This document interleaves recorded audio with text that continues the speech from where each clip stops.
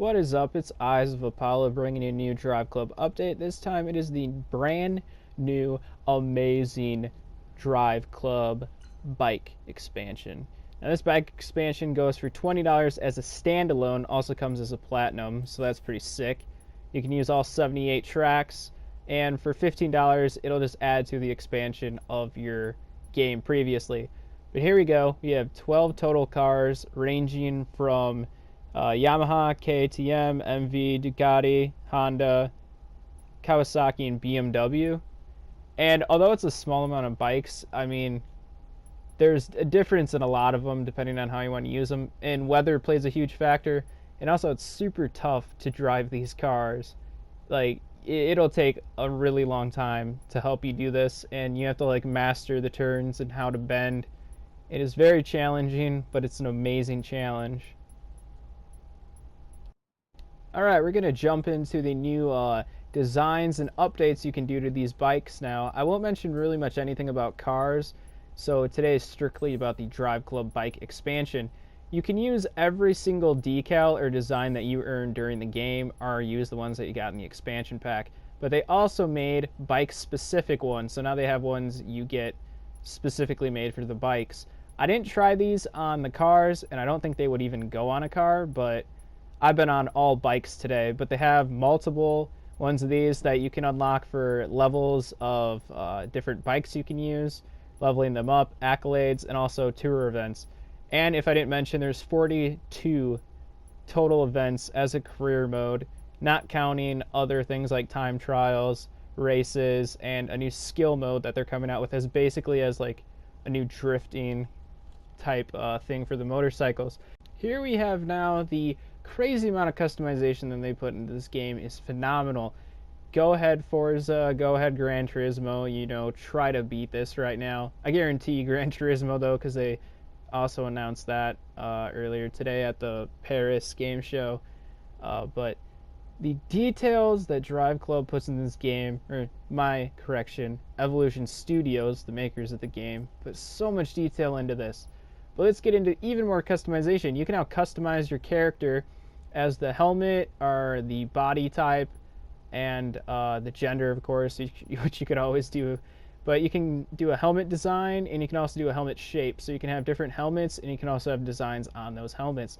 I decided to rep just, you know, the Drive Club logo type leather jacket, whatever you want to call that, racing suit. I guess you'd call it a racing suit. But they have a lot of options in this game for customization. A lot of people are like, oh, you can't like put body kits on stuff, but it's not about body kits and other stuff like that. Is definitely how the cars are, and you know, the models and stuff. It's very unique for how detailed they got into this, and the screeching of the tires and the atmosphere just make this game like 10 times over the top compared to other ones. Forza got a shit rating too for the new one. I'm not trying to bash Forza, but in this one, they combine two of the great motorsports, which is MotoGP, and then they add cars too.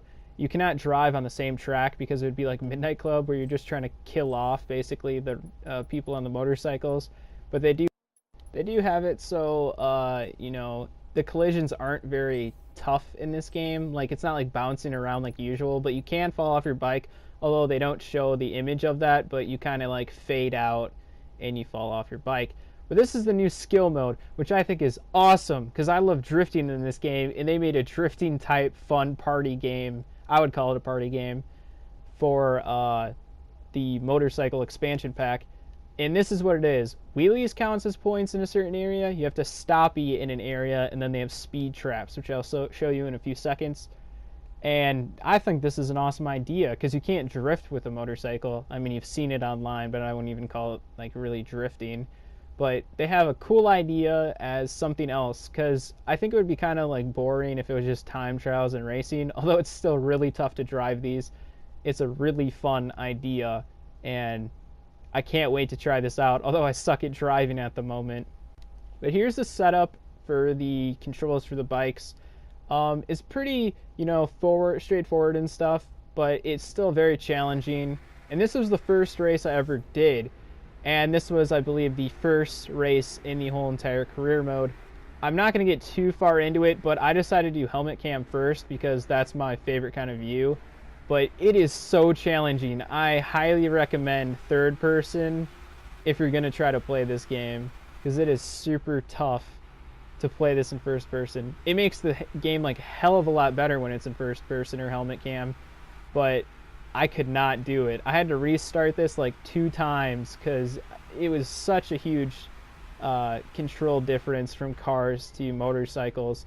But you actually have to lean, and by lean I mean press your left stick all the way to the left to lean, and then you also have to do like top left to lean into the corner, and then to press forward your driver will then lean forward.